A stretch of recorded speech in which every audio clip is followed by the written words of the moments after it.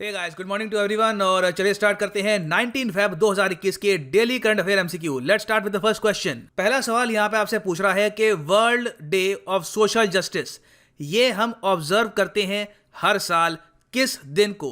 ये है यहाँ पर आपकी ऑप्शन और सही उत्तर यहाँ पे है ऑप्शन डी 20th फरवरी। Very important for exam perspective. डे देखो किसी भी एग्जाम में, whether you are preparing for NDA, SSC, bank, always remember all the days. मैं पूरी कोशिश करता हूं कि सारे डे के जो इंपॉर्टेंट क्वेश्चन है आपसे रेगुलरली पूछूं। तो यहां पे सही आंसर है ऑप्शन डी। और world day of social justice, इसका मतलब क्या है? ऑब्वियस ही बात है, हम यहाँ पे बात कर रहे हैं कि सोशल जस्टिस हो, सबको इक्वालिटी मिले, एक ज़्यादा जस्ट, एक ज़्यादा फेयर सोसाइटी हम क्रिएट कर पाएं। और इस बार वर्ल्ड सोशल डे का एक थीम भी है, थीम भी बहुत इंपॉर्टेंट है।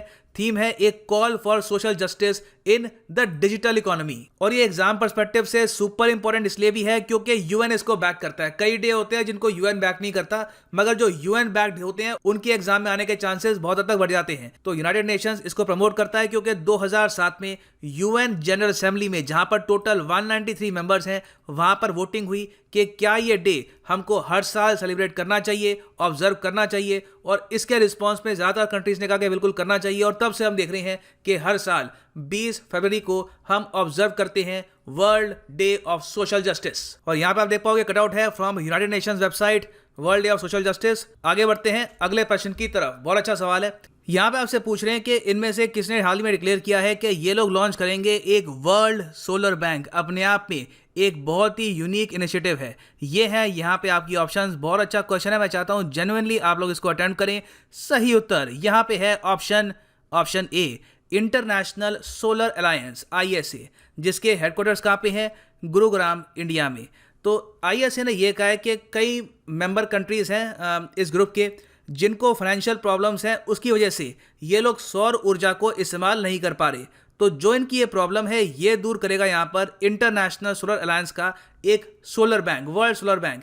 इसमें ये बनाएंगे ये फंड और छोटे लोन ये फंड डिस्ट्रीब्यूट करेगा उन कंट्रीज को जो चाहते हैं फाइनेंशियल सपोर्ट सौर ऊर्जा की तरफ बढ़ने के लिए। बहुत ही इंपॉर्टेंट और अच्छा इनिशिएटिव है ये। और प्लान अभी के लिए ये है कि जो वर्ल्ड सोलर बैंक है इसको लॉन्च किया जाएगा at United Nations climate change conference, जिसको हम कॉप भी कहते हैं, कॉन्फ्रेंस ऑफ पार्टीज, जो इस बार 2021 के नवंबर महीने में होने वाली है ग्लासगो, यूनाइटेड किंगडम में। और ISA के डायरेक्टर जनरल कौन है? एग्जाम पर्सपेक्टिव से ये भी इंपॉर्टेंट है, अजय माथुर हैं ISA के डायरेक्टर जनरल। और यहाँ पे आप देख पाएंगे आर्टिकल है ISA to launch world solar bank. चलिए अब बात करते हैं अगले प्रश्न की। बहुत अच्छा प्रश्न है। यहाँ पे आपसे पूछ रहे हैं कि जो एनुअल इंटरेक्शन होती है प्रधानमंत्री की और स्टूडेंट्स की परीक्षा पे चर्चा को लेकर, ये इस बार होगी पहली बार ऑनलाइन। इस बार पेंडेमिक की वजह से ये होगी इस बार ऑनलाइन। आपको ये बताना है कि फर्स्ट एडिशन परीक्षा पे चर्चा कब हुआ था, किस साल से ये शुरू हुआ था बेसिकली। ये है यहाँ पे आपकी ऑप्शन। और सही उत्तर यहाँ पे है ऑप्शन सी,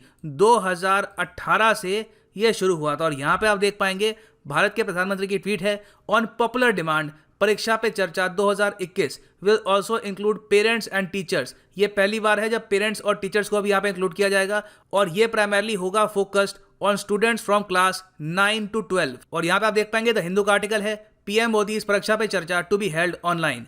आगे बढ़ते हैं अगले प्रश्न की तरफ। ये क्वेश्चन बहुत ही इंपॉर्टेंट है for pretty much every examination. Kiran Bedi अब नहीं रही पुडुचेरी की लेफ्टिनेंट गवर्नर। इनकी जगह यहाँ पे कौन नए लेफ्टिनेंट गवर्नर है, ये आपसे पूछा जा रहा है इस क्वेश्चन में। ये है यहाँ पर आपकी ऑप्शन। सही उत्तर यहाँ पर है ऑप्शन बी, तमिलिसाई सौंदरराजन। और तमिलिसाई जी को यहाँ पर एडिशनल चार्ज दिया गया है। ये ऑलरेडी गवर्नर हैं ऑफ तेलंगाना। अब इनका जो एडिशनल चार्ज है उसमें आता है पुडुचेरी। और इनकी जो ओथ है वो किसने एडमिनिस्टर करी है? ओथ यहाँ पर एडमिनिस्टर करी है chief justice of Madras high court ने, जिनका नाम है संजीव बैनर्जी। ना पुडुचेरी का एक बार मैप देख लो। यहाँ पे आप देखोगे 3 स्टेट्स हैं जिनके साथ पुडुचेरी शेयर करती है अपनी लैंड बॉर्डर। यहाँ पे आप देखोगे ये है यहाँ पे आंध्र प्रदेश, ठीक है, इसके साथ है पुडुचेरी की बॉर्डर, फिर तमिलनाडु के साथ, फिर यहाँ पर केरला के साथ। जी हाँ, यहाँ पर ऑल ओवर ये जो पूरा लैंड है ये बिलोंग करता है पुडुचेरी यूनियन टेरिटरी को। लोग समझते हैं कि पुडुचेरी मैक्सिमम या तो यहाँ पे होगा या फिर यहाँ पे होगा, मगर नहीं, it also has a border with Kerala. तो यहाँ पे आप देख पाएंगे द इकोनॉमिक टाइम्स का आर्टिकल है, नया लेफ्टिनेंट गवर्नर स्टेट को मिल चुका है। सो अब बात करते हैं नेक्स्ट क्वेश्चन की। यहाँ पे आपसे पूछा जा रहा है कि हाल ही में किस यूनियन मिनिस्टर ने एड्रेस किया है इनॉग्रल सेरेमनी को of third India tourism mart? ये है यहाँ पर आपकी ऑप्शन। सही उत्तर यहाँ पे है ऑप्शन डी, डॉक्टर हर्षवर्धन। अब देखो, इंडिया टूरिज्म मार्ट एक बहुत ही इंपॉर्टेंट एनुअल गैदरिंग होती है जहां पर बात की जाती है कि किस तरीके से भारत का टूरिज्म हम प्रमोट कर सकते हैं।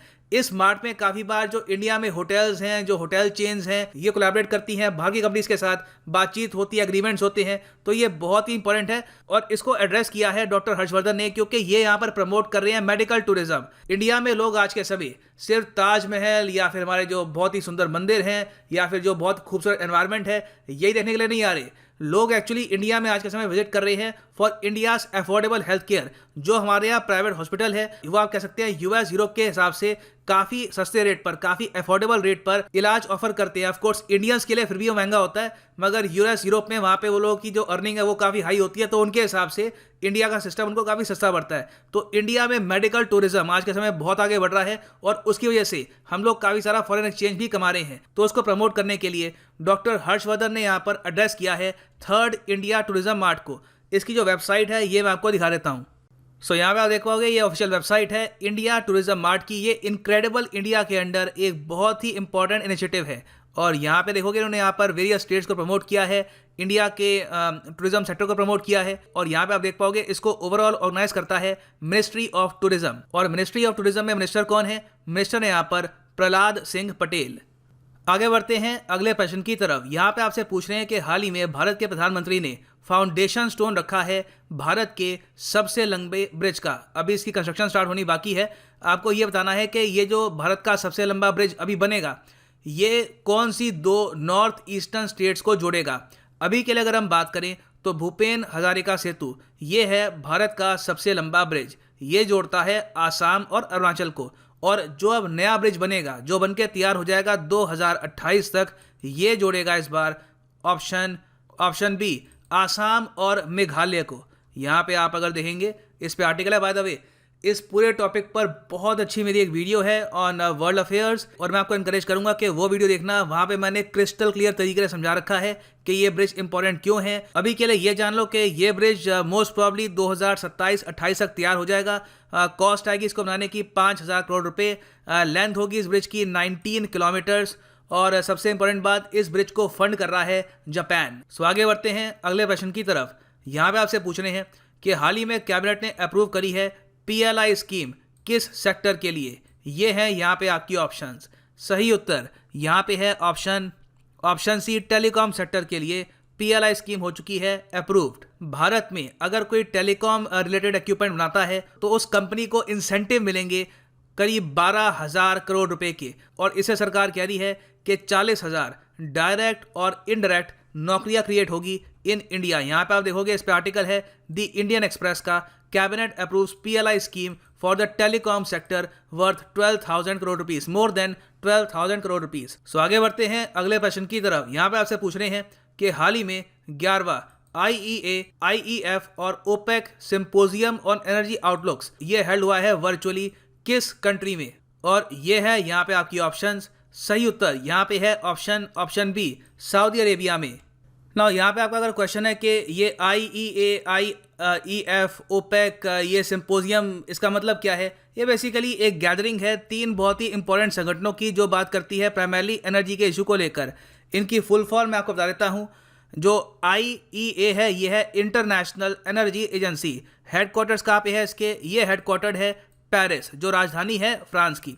फिर हम अगर बात करें IEF की, इंटरनेशनल एनर्जी फोरम, तो ये आपको मिलेगा in Saudi Arabia's capital Riyadh. फिर ओपेक के बारे में आप जानते होंगे, organization of the petroleum exporting countries. इसके हेडक्वार्टर कहाँ पे हैं? इसके हेडक्वार्टर्स हैं वियना, ऑस्ट्रिया में। तो क्या हुआ कि यहाँ पे जो भी ऑफिशियल्स हैं इन्होंने मिलकर एक गैदरिंग करी और ये इकट्ठा हुए हाल ही में 2021 में सऊदी अरेबिया में ऑन 17 फेब और इन्होंने बात करी कि किस तरीके से ऑयल की डिमांड दुनिया भर में कम होती जा रही है और बहुत ही आर्टिफिशियल नकली तरीके से प्रोडक्शन कम करके ऑयल के दाम बस बढ़ाए जा रहे हैं। ये लॉन्ग टर्म के लिए ठीक है नहीं। तो इस पर यहाँ पे बातचीत हुई है, बहुत ही इंपॉर्टेंट मीटिंग थी ये, तो इसके बारे में भी आपको पता होना चाहिए। और यहाँ पे आप देख पाओगे इसका कटआउट भी है। सो आगे बढ़ते हैं अगले प्रश्न की तरफ। यहाँ पे आपसे पूछ रहे हैं कि हाल ही में किस स्टेट ने एक्सपैंड कर दी है Atal Bhujal Yojana to all of its district, सारे डिस्ट्रिक्ट्स में अब अटल भुजल योजना इस स्टेट में लागू हो चुकी है। यह है यहाँ पे आपकी ऑप्शन। सही उत्तर यहाँ पे है ऑप्शन ए, उत्तर प्रदेश। और अटल भुजल योजना का फोकस क्या है? फोकस है यहाँ पर ग्राउंड वाटर कंजर्वेशन पर। बहुत ही इंपॉर्टेंट एग्जाम पर्सपेक्टिव से। अगला प्रश्न आपसे ये पूछ रहा है कि अरुणाचल प्रदेश का जो फाउंडेशन डे है, स्थापना दिवस, ये हर साल पूरा देश सेलिब्रेट करता है 20 फरवरी को। आपको ये बताना है कि किस साल में अरुणाचल प्रदेश बन गया था एक full fledged state of the Republic of India. ये है यहाँ पे आपकी ऑप्शंस। सही उत्तर यहाँ पे है ऑप्शन सी, 1987 में ये बन गया था full fledged state of India. और अरुणाचल प्रदेश मैप में कहाँ पर है? यहाँ पे आप देख पाओगे, ये है अरुणाचल प्रदेश। नाउ बात करते हैं उस क्वेश्चन की जो मैंने आपसे लास्ट वीडियो में पूछा था। क्वेश्चन यहाँ पर ये था कि सिल्वर में जो कोरोजन आता है वो किसकी वजह से होता है? हवा में क्या है जो सिल्वर की जो क्वालिटी, जो उसकी शाइनीनेस होती है, जो उसका बिल्कुल एक न्यू लुक जो होती है उसको खराब कर देती है? तो ये है यहाँ पे आपकी ऑप्शंस। सही उत्तर यहाँ पे है ऑप्शन बी, हाइड्रोजन सल्फाइड। एकता त्रिपाठी ने इसका बहुत अच्छा आंसर दिया है। देखो, हाइड्रोजन सल्फाइड आप जहाँ पे बैठे होंगे वहाँ पर भी एयर में बहुत ही ज़्यादा कम मात्रा में एग्जिस्ट करता है। आज के समय इशू ये भी है कि कई कंट्रीज़ में, कई सिटीज़ में प्रदूषण इतना ज़्यादा बढ़ भी गया है बिकॉज ऑफ इंडस्ट्रियल एक्टिविटीज़ के हवा में हाइड्रोजन सल्फाइड बहुत ज़्यादा बढ़ गया है।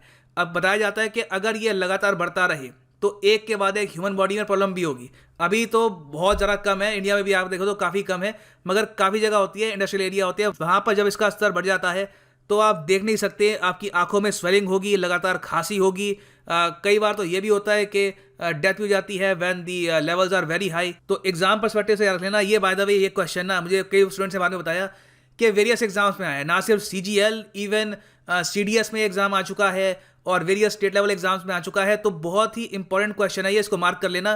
काफ़ी बार ये जो क्वेश्चन है ये रिपीट करते रहते हैं। सो अब बात करते हैं आज के प्रश्न की। बहुत अच्छा सवाल है। ये सवाल एक्चुअली आ गया था NDA 2017 का सवाल है। बहुत अच्छा सवाल है ये। यहाँ पे आपसे पूछ रहे हैं कि टैक्लेमाकान डेजर्ट सिचुएटेड है किस रीजन में? टैक्लेमाकान आपको क्या वेस्टर्न एशिया में मिलेगा, क्या आपको जो सारा रीजन है अफ्रीका वहाँ पे मिलेगा, साउथ अमेरिका में मिलेगा, या फिर सेंट्रल एशिया में मिलेगा? बिल्कुल प्रॉपर प्योर वर्ल्ड ज्योग्राफी का क्वेश्चन है। और मुझे पता है आप लोगों में से कई लोग कह रहे हैं कि मैपिंग वीडियो स्टार्ट करूं। देखो, मार्च महीने में मैं आपके लिए बहुत सी चीज़ें लेके आऊँगा, स्टैटिक वीडियोस, मैपिंग वीडियोस और बहुत कुछ स्टार्ट करेंगे। और मेरे माइंड में सब कुछ है। ऑनेस्टली मैं आप लोगों के बारे में काफ़ी सोचता हूँ। आपकी जो कमेंट्स होती हैं, आपके जो सजेशंस होते हैं, they matter a lot to me. तो वो भी हम स्टार्ट करेंगे, मगर अभी के लिए मैं चाहता हूँ आप लोग इस क्वेश्चन को अटेंड करें in the comment section below. सही आंसर हमेशा की तरह मैं आपको दूंगा कल की वीडियो में। किसी का आंसर कमेंट सेक्शन में आपको अच्छा लगे तो आंसर को लाइक करिएगा, appreciate their answer, spread the positive attitude. ये है अंत इस वीडियो का। मिलता हूँ आपसे कल सुबह। Thank you for listening and as always God bless you all.